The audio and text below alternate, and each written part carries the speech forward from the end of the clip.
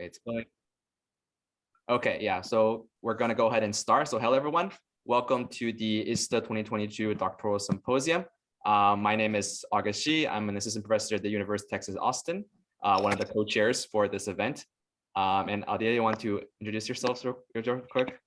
Yeah, thanks, August. I'm Aldeida Aleti. I'm an associate professor at Monash University. I want to thank my co-chair, August, who's been doing the hard work, hard lifting. So, and thanks everyone for joining from all over the world. Yeah, August, thanks.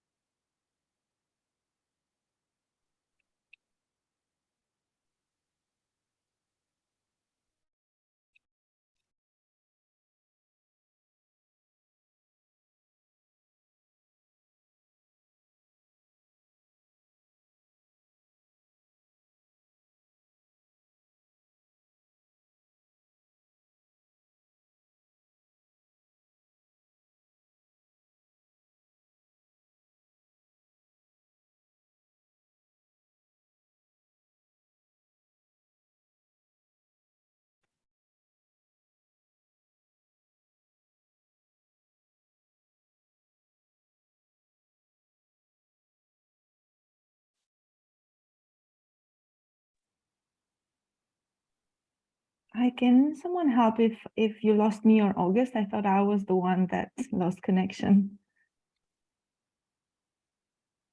Can you hear me?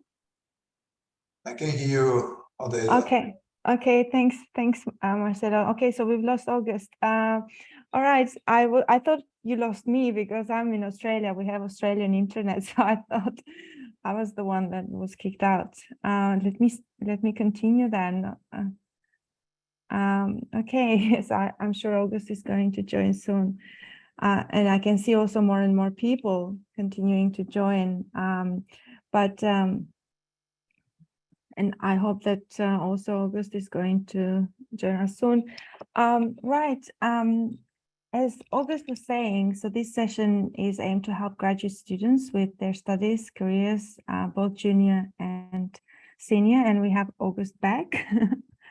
Yeah, sorry, immediately the internet goes out at UT when this starts. Yeah. Sorry. Yeah, please, August. I was just, I thought I was the one that had lost connections. I didn't say much, but yeah, please go ahead with where you're at.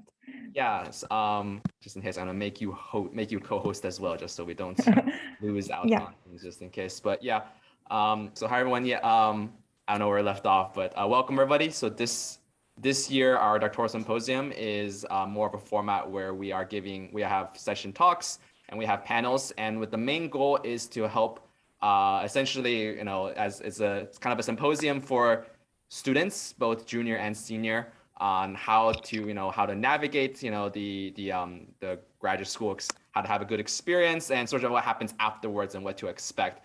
So we have a variety of speakers and panelists who will be giving with the goal of giving that sort of advice. If you've seen the schedule, we have talks, starting with Alex Orso will be giving us a talk on publication strategies, followed by a panel between Darko Marinov and Sai Zhang, talking kind of about after graduation, when you get a job, what's the possibilities in research in both academia and industry, and kind of the comparisons there. And finally, we'll have a panel with a number of professors who will, I guess, all be here eventually, to talk about kind of what are just giving out the general advice for graduate school. And all of these are supposed to be quite interactive.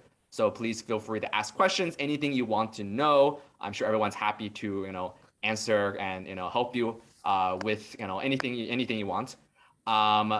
So one thing we do want to go over kind of in the beginning to double check is because it's going to be kind of interactive and kind of these panels, and you're supposed to ask any questions you want to know, anything that can help you.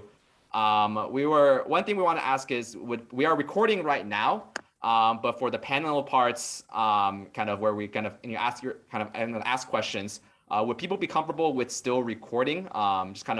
We want you to be kind of free to ask anything you want. And if you feel uncomfortable with recording, it's kind of, we don't want to, put you in that spot. So If anyone has a preference, about wanting to not record because you have questions, just in case. I don't know if anybody has that.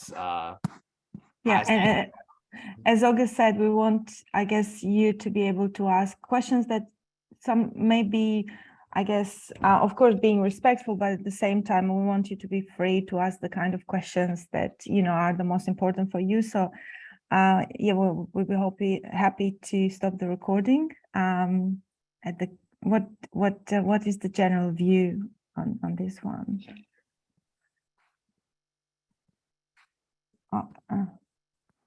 Oh, feel free to, I think, unmute. So this is kind of like a regular Zoom sort of session, so nothing fancy.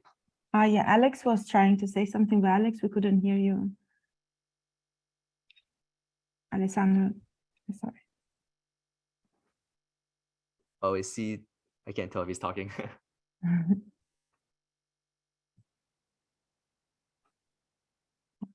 Okay. Yeah, I remember he was speaking earlier, so new.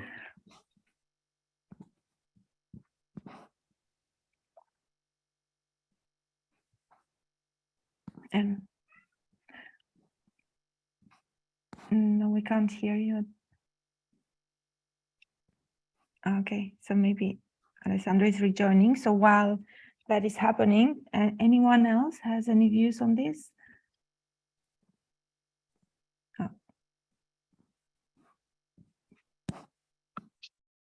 Can you hear me now?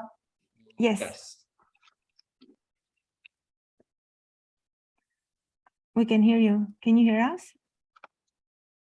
Let's see. I don't know if you can, let's see.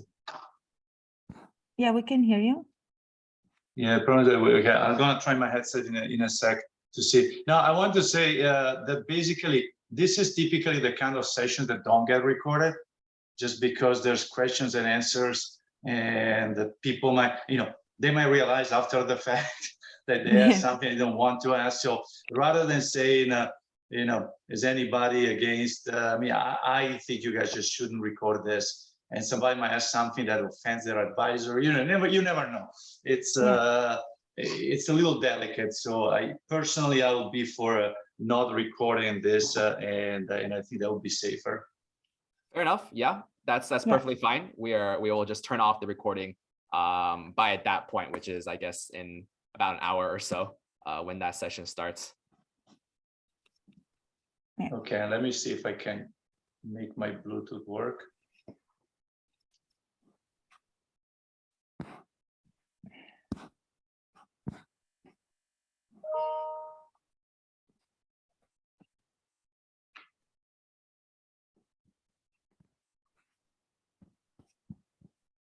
Can you still hear me? Yes. Yes. I hear you. Mm-hmm. Okay, yes. Good. Yeah. Let's Probably hope good, since we'll be the first presenter coming up soon.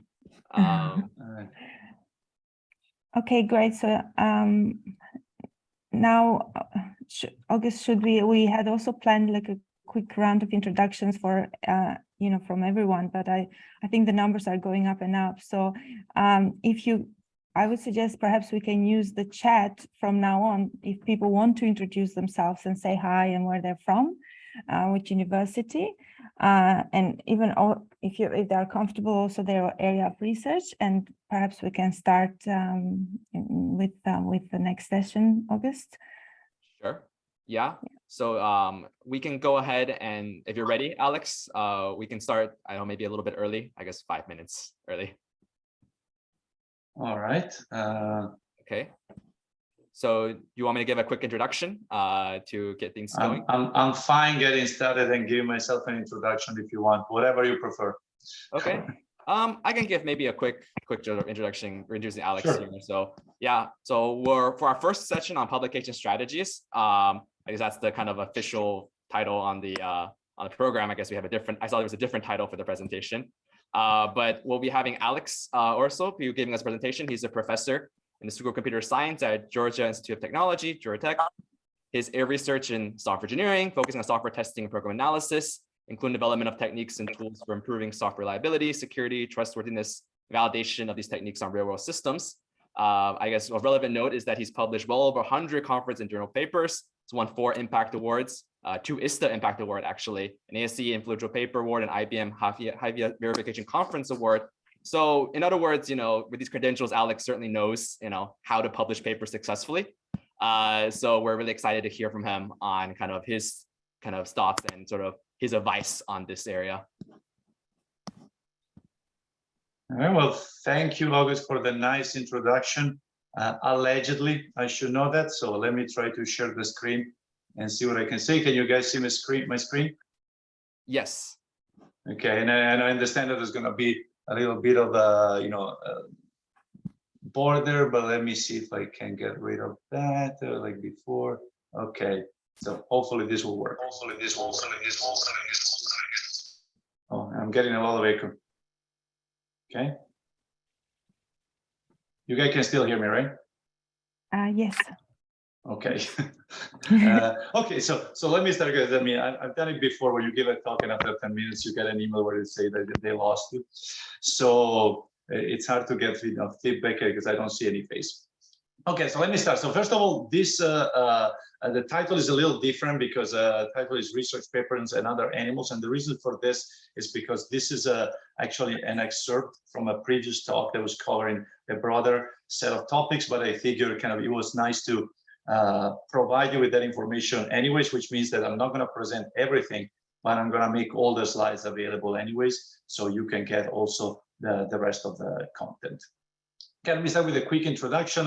Actually, August already gave a very nice one. Just a quick word to mention I was born and raised in Italy, as you can probably tell from my accent, and I moved to the US in 2000 actually, and so it's been almost 23 years since I moved here, and since then I've been at Georgia Tech in various capacities, and I'm currently a professor in the School of Computer Science, College of Computing at Georgia Tech. And my main areas of interest are, things software engineering, static and dynamic program analysis, software testing, and security. So ISSTA is really my kind of core set of topics. So the original talk was about teaching how to be successful in research. And I remember Sebastian Uchital and I were asked to give this talk, and right away we realized that it's a very difficult task because there's really no recipe. So I don't claim that I'm going to be able to kind of sit here and tell you, how to do research or how to publish papers. But there are, however, some general and shared principles, and this is what I'm going to try to do. So my goal is really not to give you a one-size-fits-all recipe on how to do research or publish papers or give presentations, but rather to basically share my experience and the experience of others and my principles and the principles of others that I got over the years. And as I said, I've been doing this for over 20 years. And so it's coming from different places. So from being a researcher, as a writer and an advisor, from being associated editor for both TOSM and TSC, having chaired several conferences, being on the program board and program committee for multiple conferences, and I've been a panelist and reviewer for various funding agencies, and so on and so forth. So I'm going to try to kind of put together all these perspectives and to give you some kind of a set of guidelines. And actually, I didn't put like a timer here, but I guess I'll kind of try to keep an eye on the watch, and please kind of give me a shout out when I'm kind of like a couple of minutes from the end, or maybe 5 minutes from the end. I also want to acknowledge various folks that we contacted when we first prepared the kind of broader version of this talk, and just to make sure that they're recognized. And in particular, in addition to this, I also want to kind of thank all the colleagues whose advice I collected, indirectly while collaborating, reviewing, and in general through interactions over the years. There's too many to list, but I basically learned from a lot of people, and that's something you realize the more you are in this, kind of a research environment, you learn a lot from a lot of folks. So just networking and talking to people is very important in this area. Okay, so I see that there's like some marks appearing on my screen. I don't know if you see them as well. It's not me. The roadmap for the original talk was, composed of multiple parts: doing research, writing papers, giving presentations, and and kind of an additional part about questions and answers. Today, I'm only going to talk about writing papers, but as I said, I'm going to make all the slides available so you'll have them as a resource if you want to.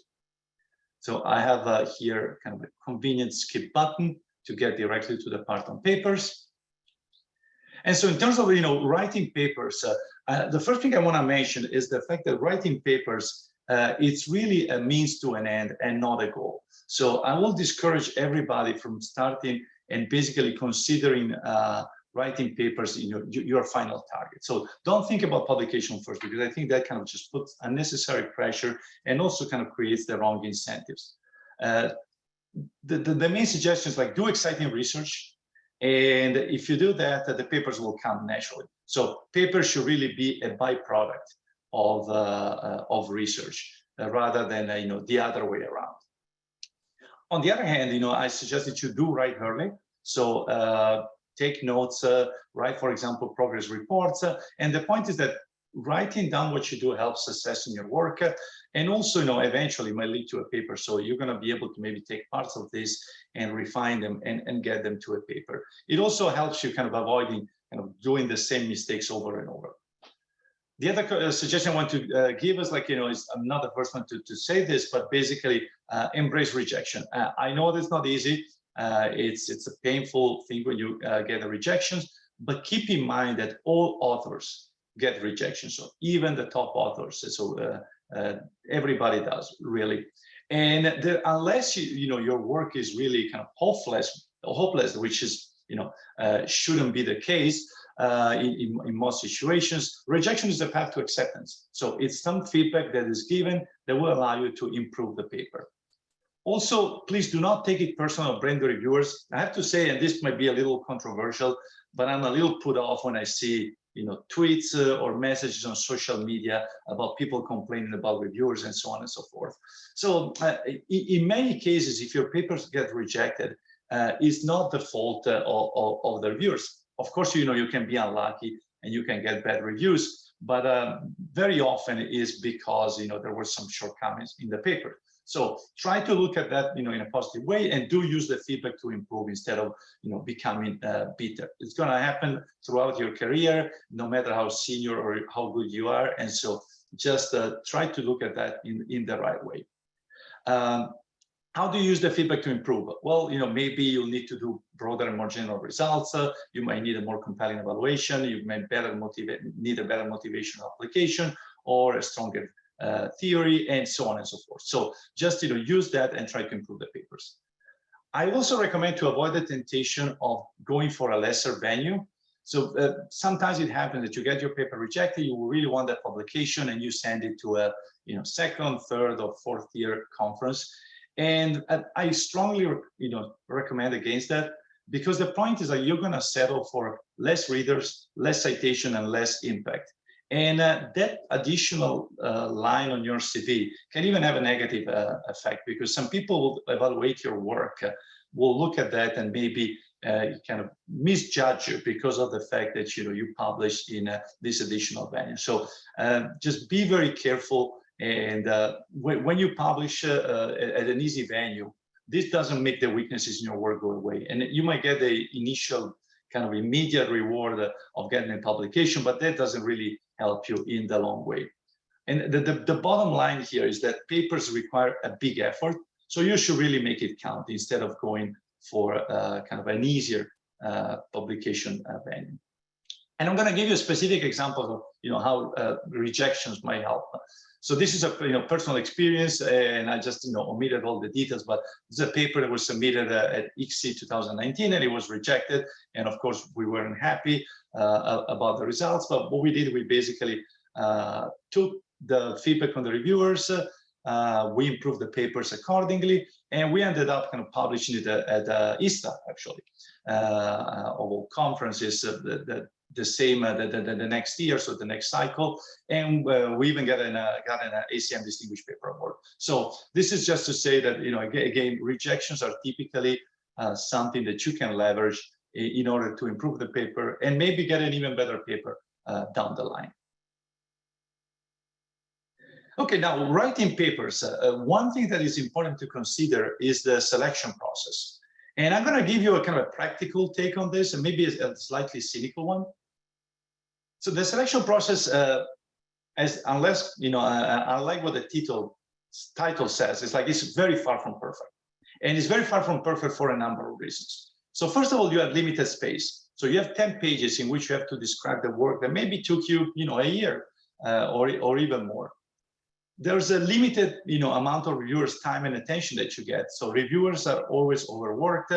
And I have to say, I don't want to bash reviewers because in my experience, most people do a good job with reviewings. And I've been, in a number of PCs and I shared multiple conferences. I've always been happy with most of the reviewing that I've seen. But nevertheless, reviewers are not going to spend 3 days on your paper. So you have to basically help them understand it.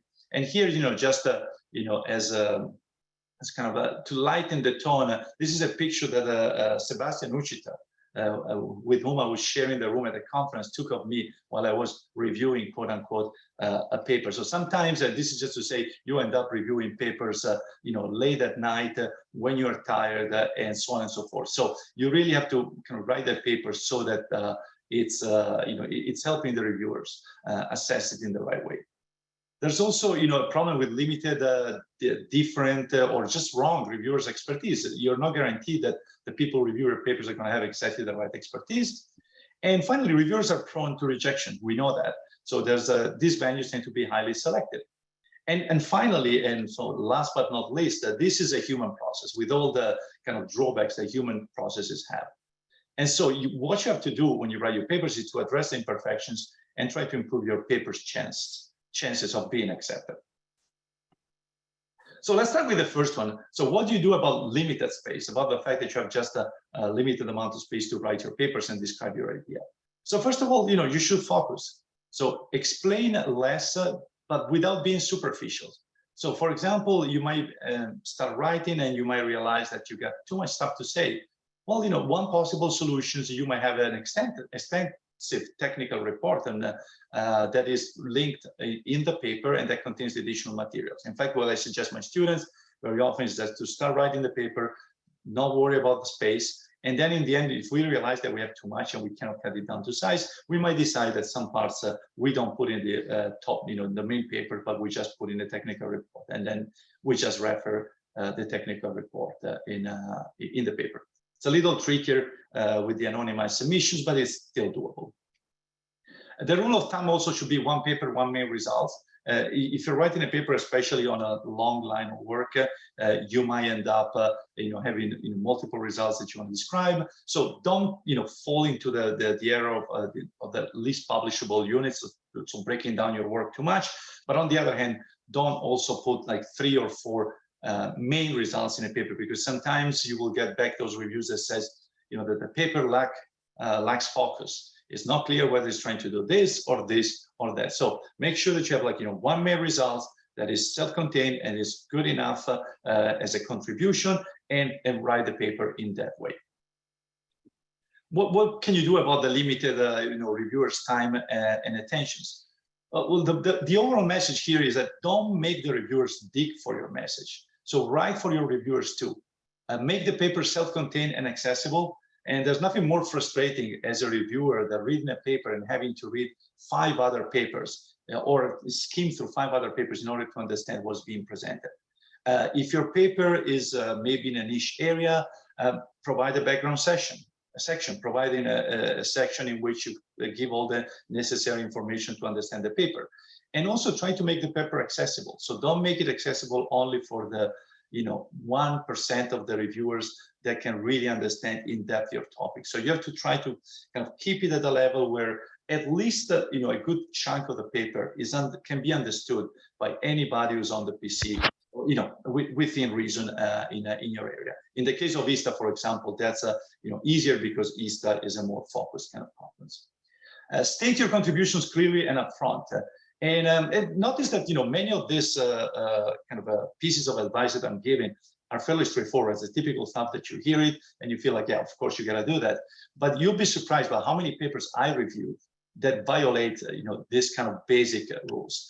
And what I'm meaning this point with the no Agatha Christie style is that sometimes people like to write papers in which you kind of discover a little bit of it at a time, what's happening in the paper and what is the contribution. Don't do that, because the risk is that you're going to lose your readers along the way. And so you should really state your contribution clearly and upfront. So this is a paper about this, and these are the main contributions. Say there, right there in the introduction, so that the reviewers know exactly what you are presenting and what you're claiming is the contribution for your work. And also put extra effort in abstract, introduction, and conclusions, and also captions, and I'll tell you why in a bit. So this is not to say, because I know that there's this kind of cliche that, oh, reviewers only read abstract, introduction, and conclusion. I don't believe at all that most people, some people might, but most people don't do that. Most people will read the paper, with a lot of attention. But the abstract and the introductions are going to give the first impression of your paper.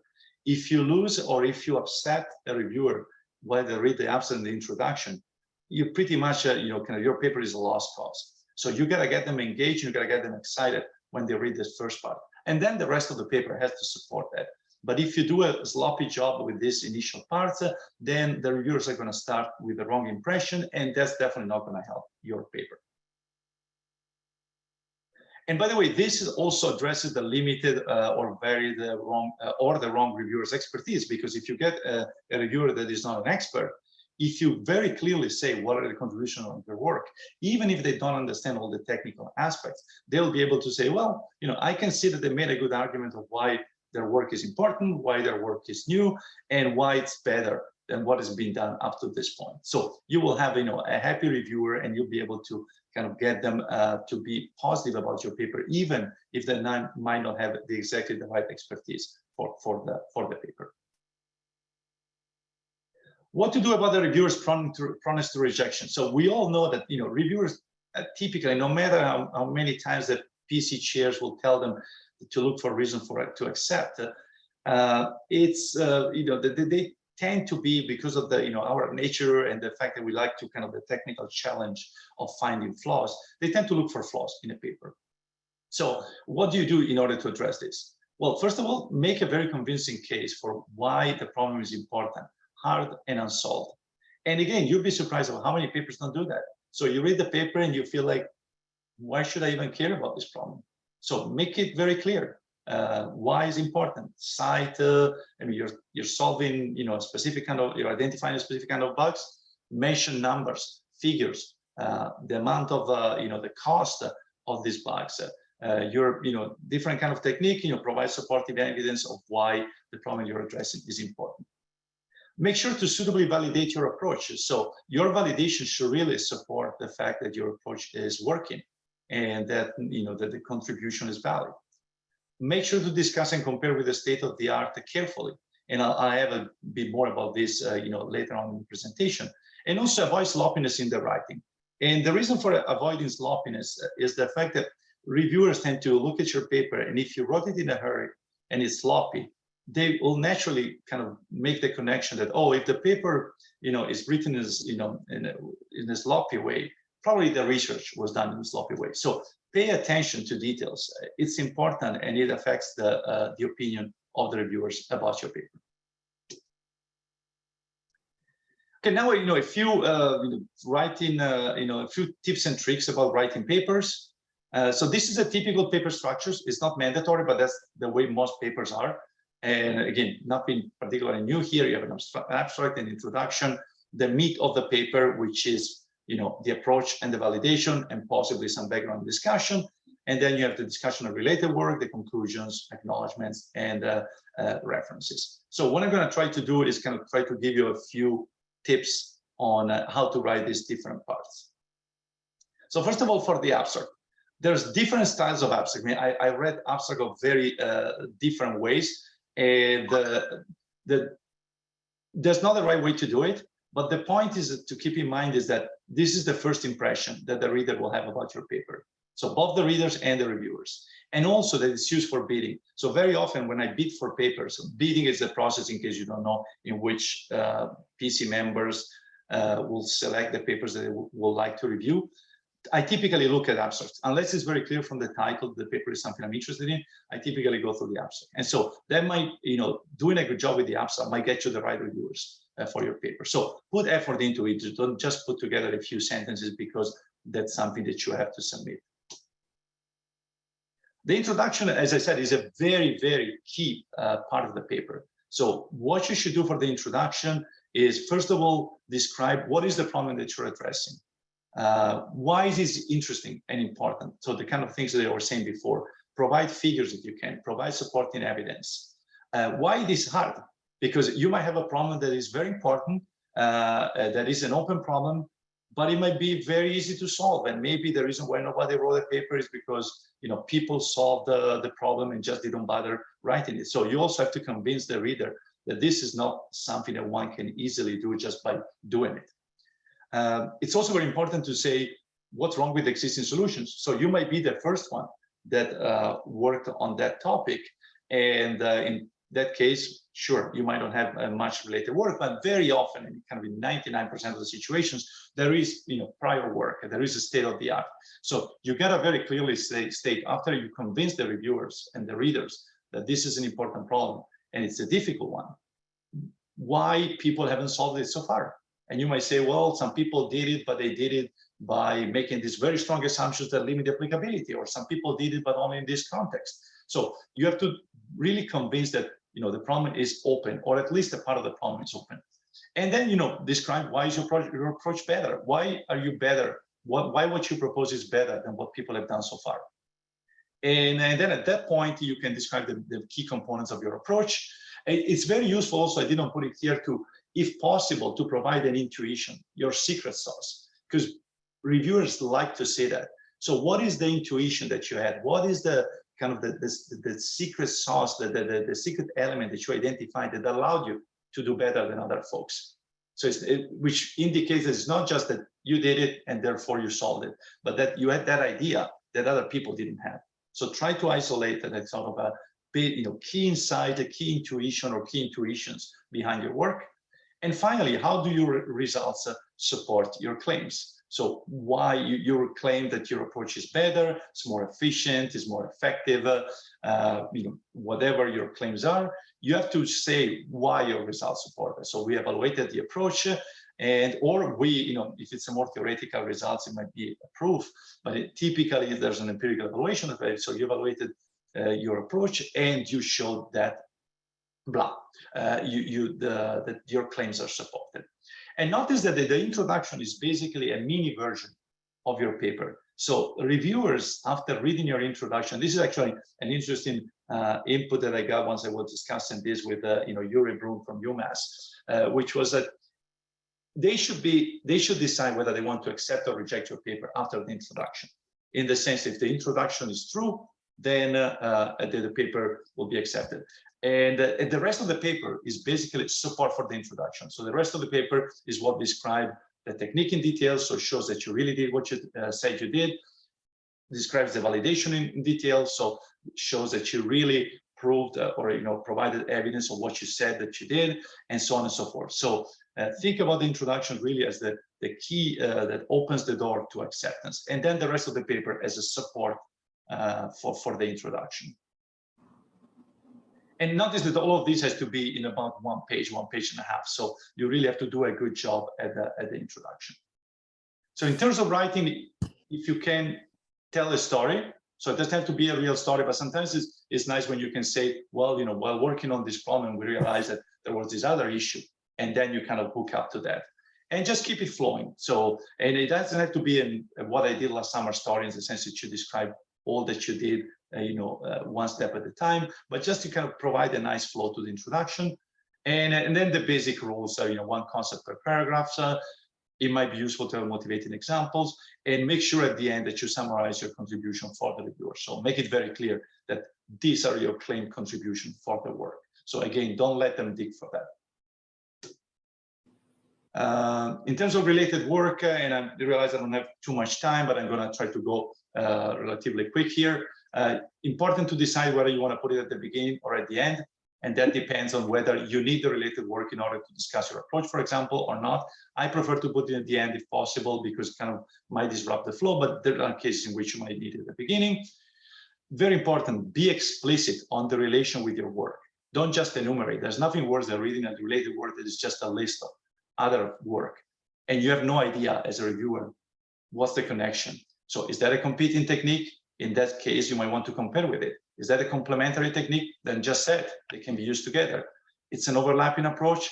yes, again, state clearly, this approach is, similar to ours, but it works only for this kind of languages, for example. And also, make sure to check the related work from the PC. You definitely don't want to miss related work from the PC, but don't do the kind of the lame thing in which you just cite a bunch of PC papers just because you think you're going to make the viewers happy. So that's, again, I kind of discourage that. I know that some people do it, but personally, I don't like that. August, how much time do I have? Another couple of minutes? I would say you have about 3-4 minutes, and then we'll want to keep some time for questions from the audience. Okay, so doing a kind of 3-4 minutes. So for the approach, very important to be precise. Say what you're doing and how you're doing it. Again, this should be very straightforward, and you shouldn't need this advice. But once more, you'll be surprised by how many papers you read, and at the end of the description of the approach, you really have no idea how that works. So people reading your paper should be able to re-implement your technique. Very important, especially for more junior students. Do not devote space in proportion to the effort invested. Sometimes you feel like because you spent 3 months implementing that part of the approach, that's very important, and you will spend 2 pages on that. And maybe it's a trivial thing that is just very complicated in terms of engineering. So just be careful and try to put effort, space in proportion to the importance of what you're describing rather than the effort that it took, because those two things are not the same necessarily.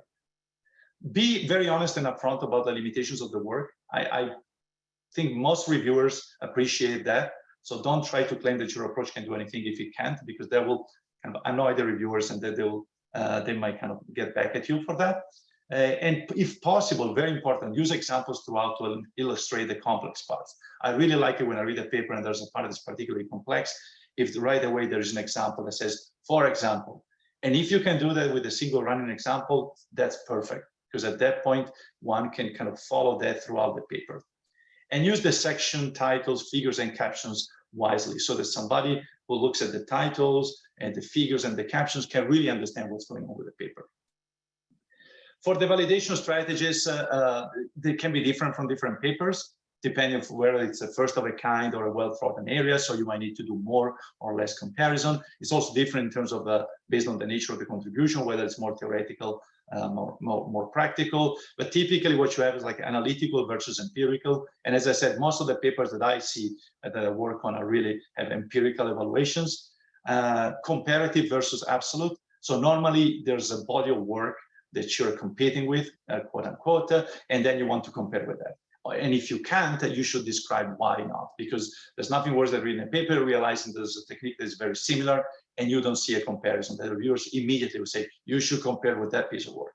And also whether it's qualitative versus quantitative, depending on the kind of work. And you might also decide whether you want to do human studies versus proxies, so versus something that simulate humans. Human studies are more difficult, but in many cases, they give you a lot of useful information, especially if you're developing techniques for developers. Try to have a clear traceability from claims to validation, so that it's very clear how your results support your claims. State your research questions openly, so don't make people dig for what your evaluation is about. Describe the experiment protocol, say exactly what you did and what you measured. And again, be honest in interpreting your results. I've seen papers where the results are kind of negative and they sold them as the kind of the best thing after kind of sliced bread and butter.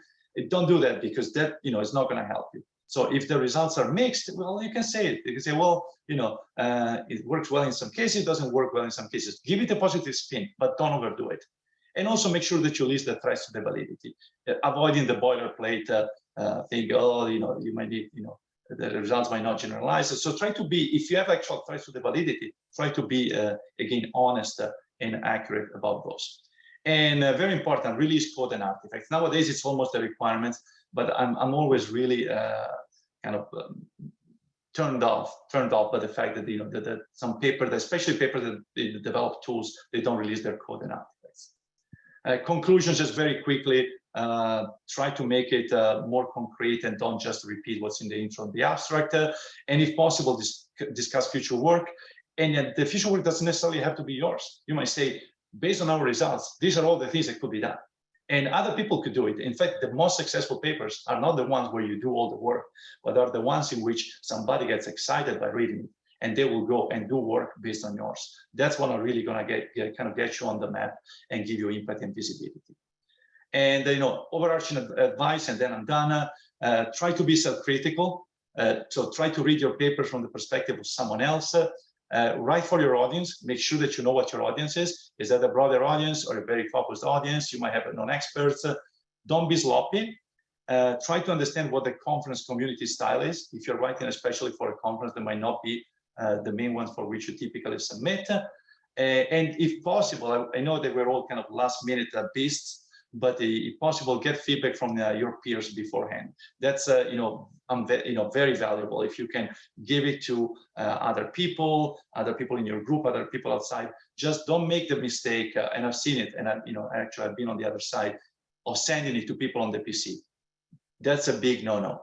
Don't send your paper to people on the PC. Try to get feedback because that will really annoy them, or at least it will annoy most of them. So that's, in my book, is a very big no-no.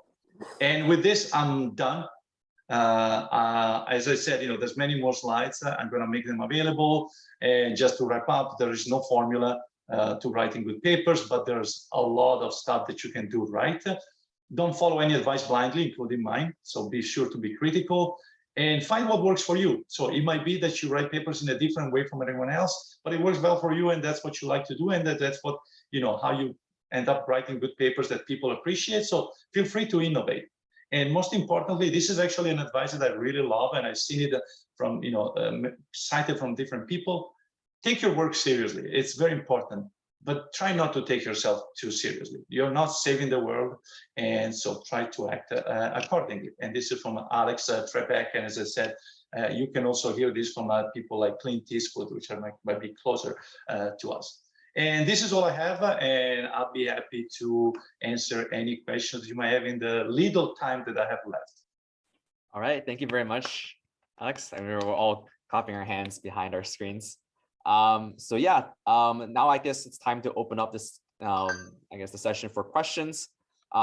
Just for a little bit of organization, I guess if you have a question you want to speak out loud, please go ahead and hit the raise hand, or if you want, you can also type out your chat stuff in the chat. And we actually have a question here from Asim. So go ahead and speak out loud if you want.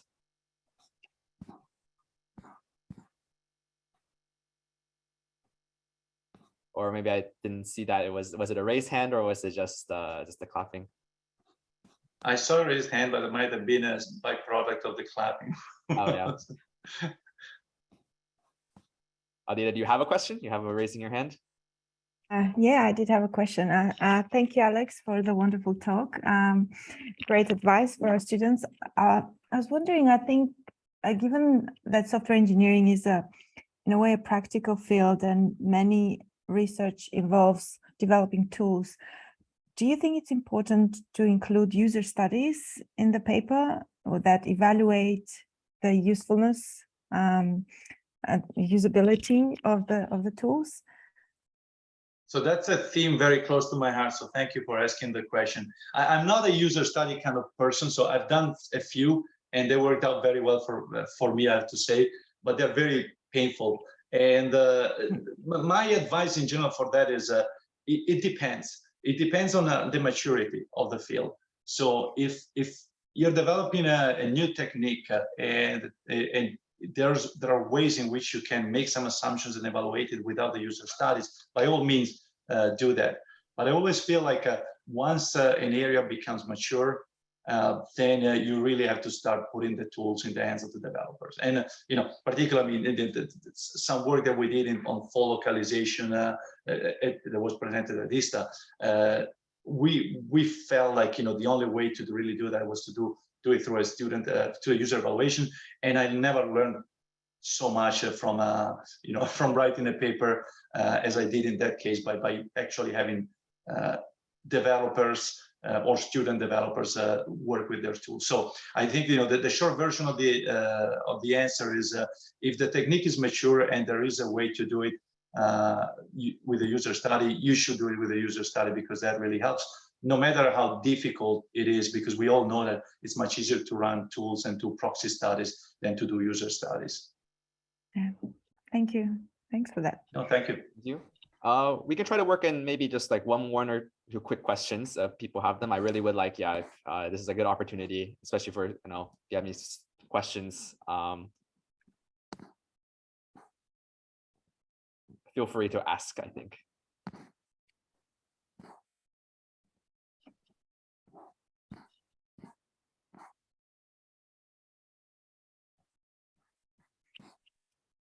I could ask one quick question, or I don't know if it's quick, but there's one thing I noticed from your presentation. You talked about kind of one main result, one paper kind of is the general strategy. I guess I'm just curious, like, what would you define? Like, maybe this is a little bit ambiguous. Or like how do you define, like, what is the main result? Or because we like to list out like contribution in the papers, but like what would you say is the main result? Right. So I debated whether to keep that in, actually, because I wasn't sure that it was like I mean, it's kind of a subtle message. I think the point is it's not an encouragement to kind of try to slice your work so that you publish as much as possible. But I reviewed papers over the years in which you read the paper, and it's kind of neither fish nor flesh, and there's like they did this and they that and then that, and you don't. It's hard to understand. So what is really the contribution of the paper? Is this thing that you did or this? And in theory, it should be better, right? Because if you have more contributions, that's, everybody's happier. But very often, if you're kind of mixing things that are kind of conceptually related but independent, you might end up with a confusing paper. So the point is, you should have multiple, because typically the contributions are, there is maybe sometimes you identify a new problem, but typically it's like, we defined a new technique to do this. We built a tool that implements the technique. We performed evaluations that show that they can do better than the state of the art. And so these are the typical set of contributions, right? And which doesn't mean that you have to have only one bullet in that list, but it means that the conceptual contribution should be sort of an atomic one, not something where it is unclear what really your work provided to the body of knowledge. And so that's just a message. And sometimes it happens when maybe you work on something for like a long time, and then you decide that you're ready to write about it, and you realize, well, this is really two things. And you will know when that happens to some extent, because it really feels like you don't know how to sell it, because it could be this or it could be that. And in some cases, it's because that's two papers, and you can put one expert in one paper and another expert in another one. All right, thank you. I think that's it we have for time. Thank you very much, Alex, for presenting. And I guess you said you will share slides and we can send them out, or if you want, we can publish. Yeah, I guess I'll send them to both of you, and then you can share them in some format. And thanks a lot for inviting me. I always enjoy giving this. It's more enjoyable in person, but hey, I'll take the virtual one if there's no alternatives. Right. Thank you again. Thank you very much. Alex. Bye. All right. Thank you. So I guess we can move on to our next session, which is going to be kind of a two-person session. We'll be kind of doing, we've talked about kind of paper publications throughout, let's say, during your graduate school career, but kind of what's the career afterwards, right? So what do you do, after you graduate, or some advisors like what happens after you grow up,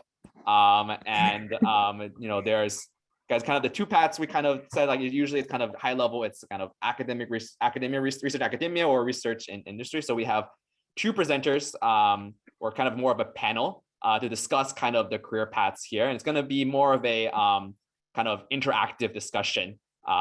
So let's ask. So we have Sai Zhang is here from Google. So he'll be here kind of representing on the industry side. And I think I saw Darko a moment ago. I see he's still here. Yes, we have Darko waiting. Okay. Hi, Darko. So Darko is a professor at University of Illinois Urbana-Champaign, and he'll be kind of our representative on the academia side. So maybe both of you can unmute and maybe put on camera if you're able to. Oh, I see. Okay. I have to scroll to the right to see everybody. So yeah, we have Sai and Darko. Do you guys want to give a quick introduction, or want us to introduce you, or? So can you hear me? Yes. Okay, great. There's so many times I forgot to unmute myself. Great, it works. And good to see you, Sai. And I guess Darko is muted, so I don't know if that was intentional or not. Yeah, I'm unmuted now. All right. So yeah, so you want us to do a quick introduction here? So let's say so Darko, as I mentioned before, he's a professor at University of Illinois Urbana-Champaign. Research interests are in software engineering, focusing on improving software quality, especially through software testing. So Darko has been faculty at UIUC since I think 2005. So basically, he's got quite a bit of experience in being faculty. So he's on our side of giving kind of a perspective on the academia side of things as a career. And then Sai is a software engineering manager at Google Cloud, managing the team that builds and operates Google Cloud Asset Inventory. He's been at Google since 2014, previously at Google Research, building automated debugging systems with machine learning techniques that work on Google's Go software products. So Sai is here to give us his perspective on kind of research in industrial setting and what that career path looks like. So let's open the floor to both of them. And again, any questions you have, it can be about sort of any perspectives comparing the two, or just anything you want to know specifically about, research or career in industry or in academia specifically. So maybe just to start things off, we can ask kind of a question to both of them, sort of just to get things rolling, is kind of, for your career path, academia or industry, maybe you start kind of at the high level. What is kind of the most important thing to focus on, like once you started and once you kind of continued on kind of that career path?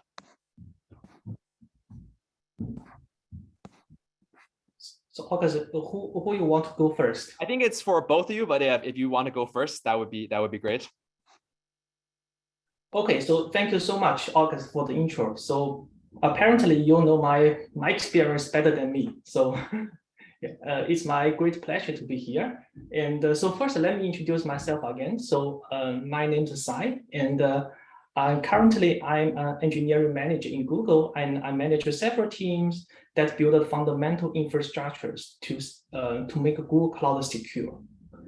And so in Google, with my colleagues, we tackle the most fundamental challenges in the areas of cybersecurity.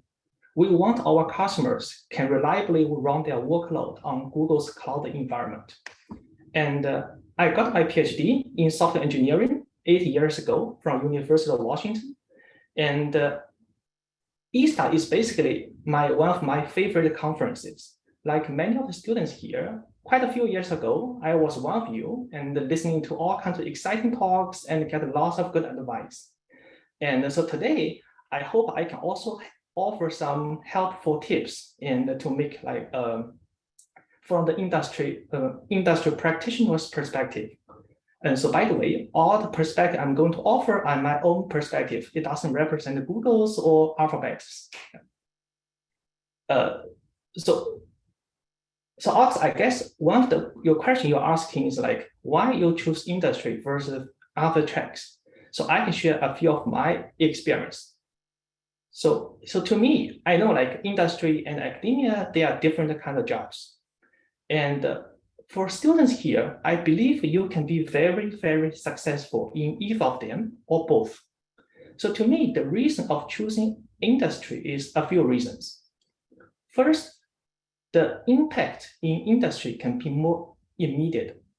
So take one example, last year, we have the Log4j security vulnerability, which impact a large part of the open source community. Like many of the cloud providers, Google immediately put up the solution to mitigate the Log4j vulnerability, which prevent our customer from being compromised. One of the second reason is in industry, let's go back to the goal of software engineering. The goal of software engineering is to develop technique which can make a true impact in the society. So in the real world, actually there's many more dimensions for that. So for example, let me give you an oversimplified version. First, you do some research, you get some super cool technology. You put the technology into some product, and you put a product into some business model. And then you need to comply with some regulation / politics. So when I was in school, I focused on the first part. I did lots of evaluation of testing, analysis technique, and published papers. The biggest mindset change for me in industry is that you need to connect all the dots and go for the last mile. So And also, one thing exciting me is in industry, you have plenty of chance to really understand what the customer need. So why existing technology is not working, you can get large scale surveys from the real engineers to figure out what you should do next. Yeah, so yeah, that's pretty much, maybe I will stop here and I will let Dr. Share his experience from a different angle. Okay, thank you, Sai.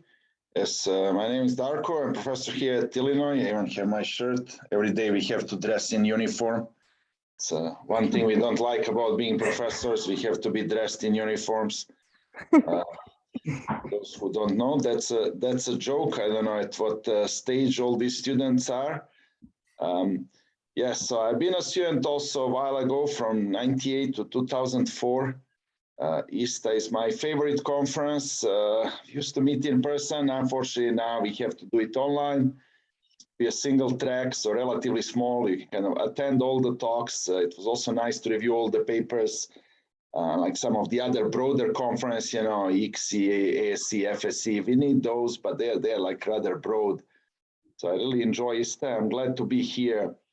So I was asked here to represent academia. My goal is not to tell you, you must go into academia. My goal is just to provide some pros and cons in discussion with Tai, see what are the advantages, disadvantages of different places. Eventually, what's the most important for each and every one of you is to find the place that you are happy with. There's some people who can be extremely happy in industry, some people who can be extremely happy in academia. The worst thing is if you are in the wrong match, if you're kind of more of an industry person, as I mentioned, if you want to make impact, if you want to have real users, you want to build something tomorrow, maybe with an engineering solution, maybe not something that's research, not something that's going to result in a paper, as Alex described, but something that really changes people's lives. Some academia just cannot pursue that. It's not how you are evaluated.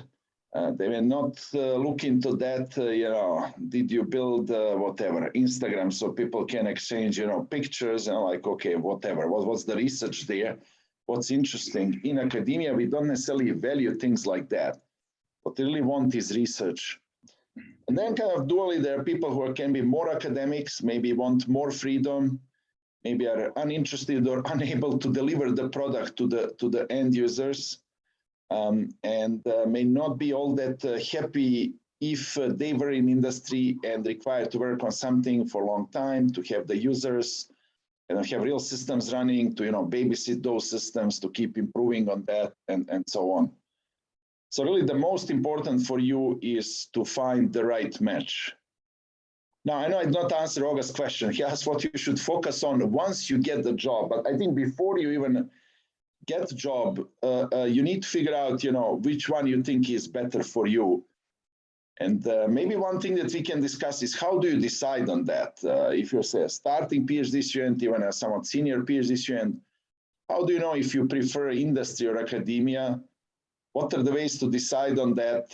Say, you know, through internships, talking with people, attending panels like this, hearing from different people. How do you determine which one to do? Sai, how should students decide what to do? Sorry, is that a question for you or? Yeah, it's a question from me to you. Okay, so first of all, I completely agree with what Darko said. And academia and the industry, they are really different kinds of jobs. They're actually on different tracks. So to me, actually, I spent my first 2 years in Google research. We researched different ways to build a next generation programming system. So later on, I moved to Google Cloud to productionize some of the research results and to build into some real world applications. So here I want to emphasize a little bit the similarity between industry and the perspective and the academia. So hope I can also answer Darko's question, how we find out the problems. So to me, like in industry, you may not have 100% flexibility to decide what problem you are going to work on. The problem you work on needs to fit into the business. But still, when you grow a little bit senior in industry, you need to identify the next problem you are going to work on. That question, that problem is usually open-ended with lots of ambiguities. So to me, it's quite like identify research questions. You need to evaluate why existing technology is not working, and what's the target customers, what are the user journeys, and how can we fit into the big business landscape, and how are you going to evaluate that? But the evaluation part can be more strict. You have to productionize that. You need to conduct the real user study. So let me give you one example. When I was in Google Research, we want to find out what developer really needs during maintaining a software. So by the way, it's already published results, so I can speak for that. And we have conducted a survey of 200 software engineers, roughly 200 software engineers, and asked them what you need during your daily life. Then we decided the requirement from their perspective or their feedback, then figure out what's the next roadmap to move forward. So that's the first part. And related, after you figure out what problems you are going to solve. By the way, finding a problem is much more difficult than solving that. You have to design a solution for that. And the solution can also include, as what Alex mentioned in the slide, you need to evaluate, you need to validate that, you need to revisit your hypothesis to make sure like there's no false assumption. Especially when I talk about like you need to connecting all the dots, especially the regulation part, the business part. It cannot be get rid of that, which that part might be slightly different from academia part. Yeah, that's so Taco, hope I answered your question. So yeah. You answered a question, maybe not the one that I asked, but yes, that's fine. We did not answer August's question. My specific question was, how should a PhD student decide whether they prefer industry or academia? What are good things that they should do during their studies? You know, whether internship, talk with people from industry, whatever, attend panels, read books, read blog posts. What are good resources that help one decide, is this or that better match for me? I only have one data point, which is me. I don't know if I'm the best person to answer the question. So to me, I feel like you need to follow your interest. Do you want to have immediate impact, or you want to have more flexibility to decide to find out what's the next big thing? But in either case, I would recommend all students to think bigger, and don't constrain yourself in the box. You can even jump out of domain you are currently working on. So for example, I'm working on cybersecurity, which I never touched in my PhD. Okay. Do you have some question for me? Go ahead, Alida. Maybe you have next one. Yeah. So it's interesting. I want to, Said, you mentioned jump ship. And, you know, that's quite an interesting one because often, especially, you know, I've been in academia for most of my life. So I cannot, it does seem like something quite, you know, undoable. But I see more and more people doing, you know, a research fellowship and then, you know, a second one and a third one and then going to industry. Sai, can you, potentially you, Darko, as well, if that falls within your area of interest, could you elaborate on that? Look, how easy it is to jump, you know, from academia to industry, and we can think also about from industry to academia. So do we need to think about these two areas separately? You know, you just go to industry and you're stuck there and academia stuck there. Can we, is jumping ship possible? What do you think? To me, I don't feel it's a jumping ship. I joined Google after getting my PhD. So I've never been a professor in a university. Maybe the research experience is in Google Research, but that's still business or product related part. So I can share, like, from students' perspective, at least to me, when you get a PhD, you want to go to academia, you want to go to industry, there should be a pretty natural transition.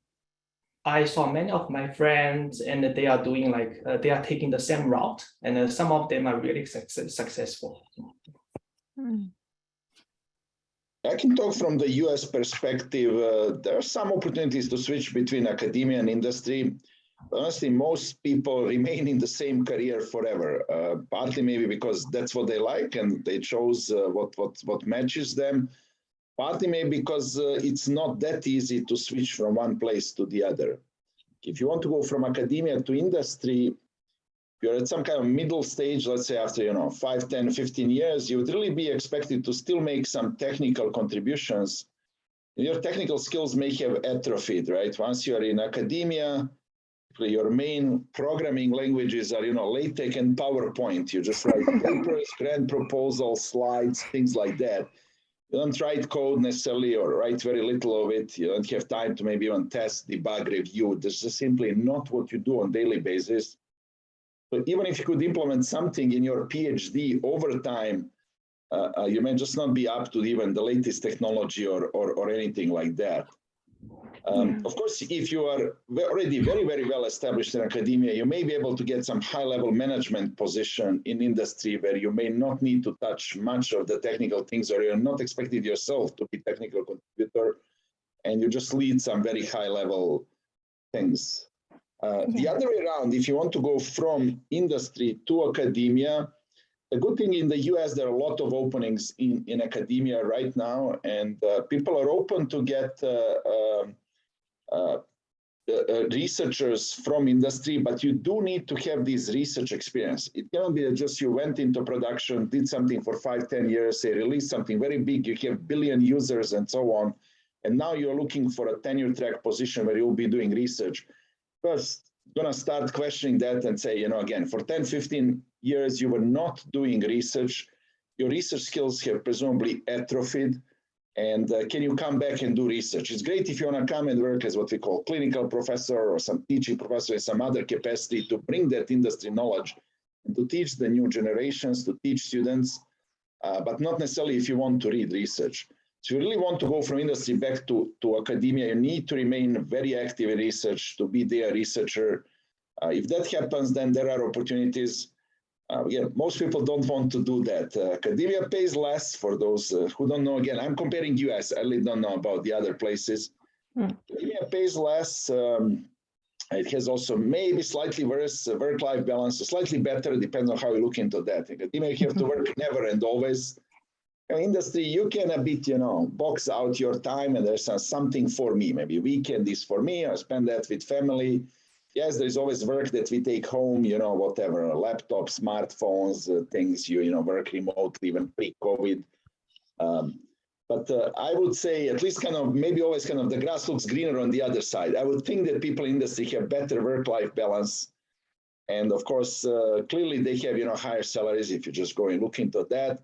Maybe what they don't have is as much freedom as I was mentioning. In industry, you don't always have this amount of freedom that we have in academia.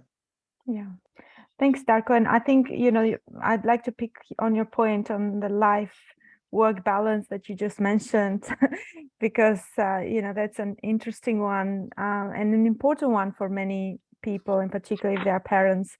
And I wanted Sai to, if you had any more thoughts about that, because as you know, you've also been in academia. Academia, as you mentioned, Darko, as well, yes, there is the flexibility, but often it is really hard to go away and interrupt and completely switch off, because there's continuous things that need to happen, such as grants and papers and supervision. So, taking leave and completely switching off almost seems impossible. How is it in industry? How do you find the work-life balance? So at least in Google and at least in my team, we pay great attention to the work-life balance, but it doesn't mean like you don't need to worry about anything. So in industry, you need to worry about your team. You need to worry about your project. You need to think about what should we do for the next few years. You need to figure out the 2 years long-term vision, and which might be similar to our research proposal. And when you have a small team or several teams, you need to think about the career growth of your team members. It's just like a professor need to help the student to thrive in the competition. So I would say I will still emphasize like there are more similarities than the differences, but in a slightly different way. Yeah. Okay. Thanks for that. So, following up on that, I wanted to ask both of you, how does a typical day look for you, or is there a typical day? Can you give us for the students that are here? I'm sure they're wondering what would they need to do in a typical day in industry and well, I think industry, well, it's quite general, but for you, for particularly you, what do you normally do? Maybe we can start with Darko, and then we can go to Sal. Sure, I could describe my typical day now, but I guess as I say, I'm professor with 17 years and some full professor. I've taken also some higher service load. So having things like meetings and committees and so on is not necessarily what the starting assistant professors do. Usually junior professors are much more focused on research. So maybe it's better to describe how I think my typical day was 10, 12 years ago. I would spend much more time on research. So maybe a typical day, you may meet with your students or say, write something about paper, grant proposal, maybe about, say, 60, 70, 80% of your time goes on that. About 20% goes on teaching. So you maybe preparing slides, giving lectures, grading, meeting PAs, doing things like that. And then some amount of time goes on service, whether it's reviewing external papers, reviewing some for panels, doing things like that. The way that I usually like to joke between this research, teaching, and service, how to split your time. So on some panel as assistant professor, they said how you should split time. I said, that's easy, just equally. 50%, 50%, 50%. If you work that much, if you work 150%, like 60 hours per week, and you should be fine. Of course, we don't necessarily need to work that many hours, and how much you spend your percentage really depends, right? I mean, summertime you don't teach, so maybe you spend much less time on that, but maybe you're worrying about that the next ISSTA deadline or something. Then at some points you get much busier with service if there are reviews to be done or PC meetings in the old days, nowadays PC discussions. But the one thing that gets me going through a lot of these typical days is this meeting with students. That's one thing that I really enjoy in academia, keeps me here. Meeting with students, new people, somewhat senior people, they're kind of all young, enthusiastic, full of energy, I guess, until they get fourth, fifth year. Then they may get maybe somewhat more skeptical or something, or cynical. But initially, they're very open to new things. You give them very hard problems, don't know even if it's hard. They go solve that. They surprise you with their solutions. So this is one of the most enjoyable aspects of my daily life. I know we have a few students here from Illinois. They know that I go to their offices whenever I can, partly because they have some food there, so it's good to go there. How does your day look like? So first of all, my current role is more on the engineering management part. So it's my daily life may or may not be the same as a software engineering or researchers. So I can speak for my current daily life. As Doug said, we spend a lot of time in communications. So to me, maybe 50% of my time is spent on all kinds of meetings, reviews, and team growing. So one of my biggest responsibilities is to make sure we have built a highly effective team which can deliver the products on time. And I want to also make sure all the team members, they have a clear growth path for their career. So that's the two big things. And down to the ground, usually we have to spend many hours with software engineers and to make sure they are well on track, they understand what their difficulties, and they have a well-defined roadmap to resolve that. And difficulty here can be in many aspects. You can be technical difficulties, can be regulation difficulties, or can be organizational challenges. So one of my job is to make sure they can navigate through these complexities. So that's a pretty typical day of my life. Thank you, Sai and Darko. I think we're out of time. It went so fast, but I'm wondering if we can have a last one, August, on last thoughts on, what would you say to a student that are thinking they're in the board, like, is that the right term? So they're still undecided. What would you give them? So what kind of advice would you give them, if there is any? What would you tell them? How should they decide, or how can you help them decide? What should they do about it? Of course, I welcome students to join Google or even join my team if they feel excited about working on open-ended research questions in cybersecurity, and please let me know. Okay, so yeah, so but back to your question, as we discussed, like it's more like based on students' interests. Do you want to have more immediate impact? Do you want to, like millions of people are running their work on your code, or do you want to doing like longer term research like 10 years research, or and how much flexibility do you want to have? That's also a critical question. Thank you, Sai. Depends on the timeline. If it's short timeline, I would just encourage students to talk with other people, like talk with people who are in industry, talk with people who are in academia, especially if you can find people who can switch from one to the other. Not just they got a degree and went in industry. Maybe they worked in industry for a few years, they got back to be a professor. Maybe they were a professor, then they switched to industry. Talk with these people to hear what are the pros, cons, how they see these advantages, disadvantages, to see then what could match your style. If it's like about in 2-3 years you need to go and you're still undecided, I would just say do research. The more research you do, the more competitive you can be in the academic job market. If you do decide to go in academia, if you want to become a professor, you really need to have that research record. If you already want to go to industry, then I don't know, do an internship, try to get a return offer. I don't know somewhat how to prepare people for industry. Sai has discussed very important things that he does on a daily basis. I don't know how we would train a PhD student for those things. How do you help PhD students to build such skills for industry? Well, at the same time doing their research, because they won't get PhD if they say I'm a good manager or a good person to organize. Simply does not suffice for PhD. They need to get their technical work done and to write their thesis. So if people are undecided, again, talk, do internships, and those kind of things are going to help you. Yeah, / go to Darko's team. Thank you very much, Sai and Darko. It was wonderful to have you in the panel, and thanks for answering all the questions. So now we have the next session. August, did you want to introduce the next session? Yeah. So our next session is going to be our general panel. I guess the title on the session was like general PhD, studies advice. But I guess it can just be, anything about graduate school, doing research. I guess that kind of, the idea is a very open kind of session, kind of panel.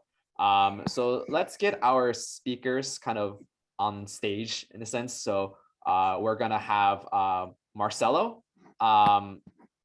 Wing, and Sasha, Shushin, and Wei. I think I saw most, if not all of them, are here. So maybe if you guys can kind of unmute, turn on cameras if possible. I guess I have to scroll to see if you have people do have cameras on. Great. Hi everyone. Okay. I'm Season. Hi, Win. So yeah, maybe we can have everyone introduce themselves real quick. And let's see, if I go on my Zoom thing on my end, I guess I would see Wing first. So maybe we can just go in that order. My order is Wing, Sasha, Marcelo, Shushin, and then Wei. Sure, yeah, so I can introduce myself. So my name is Wing. I'm a professor that just started at George Mason University. I started kind of this last spring. So I've been a professor for 1 semester. Actually worked with Sai in my undergraduate, so it's nice to see Sai again. I worked with Darko in my PhD. Darko is my advisor. Yeah, now I'm at George Mason University. ISSTA is the conference where I publish the most, I think, as well. So it's obviously one of my favorite conferences. All right, thank you, Wing. So next I see on my list is actually Sasha. So introduce. Hi, everyone. I'm Sasha. I'm a faculty at the University of Illinois at Urbana-Champaign. And since Darko said that we have uniforms, well, I had to change my T-shirt and actually get a Illinois uniform. So I've been at Illinois for 6 years, and kind of think of that as a senior most assistant professor. Happy to talk about experiences as a grad student or as the next stage. Thank you. All right, thank you, Sasha. I guess things are shifting around, but I think, yeah, next on my list is Shushin. So maybe Shushin, you can go ahead and introduce yourself. Sure. Hi, everyone. Yeah, I'm Jason. So now I'm a assistant professor in Case Western Reserve University, but I'm moving to Arizona State University in this August. So yeah, I have been switching between industry and academia, yeah, since I graduated. Yeah. All right, thank you, Shushin. Next, Marcelo. Hello, everyone. Marcelo Damorim from Federal University of Pernambuco, Brazil, soon to join North Carolina State University. Right, I graduated in 2009. Also collaborated with some people here in this group. Right, I'm very glad to share with you some advice that I also learned with from a lot of people here. Thank you, Marcelo. And I guess our last panelist will be Wei. Hi, everyone. My name is Wei. I'm fourth year assistant professor in UT Dallas. I directly come to Dallas after I graduated from Illinois.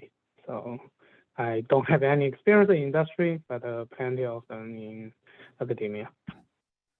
All right, thank you, Wei. And that's our set of panelists. So the idea for this session is going to be kind of free-form kind of questions. So any questions from you, anything you want to know about PhD in general. And as we said kind of at the beginning, this part, I guess, to encourage people to be more free about their questions. Anything you want to know, we're going to stop recording just to give you kind of a bit more freedom in that sense. So I'm going to, I guess, stop recording now, probably just kind of an official sign off from the recording perspective. Oh, and so I'm going to go ahead and just hit the stop recording button.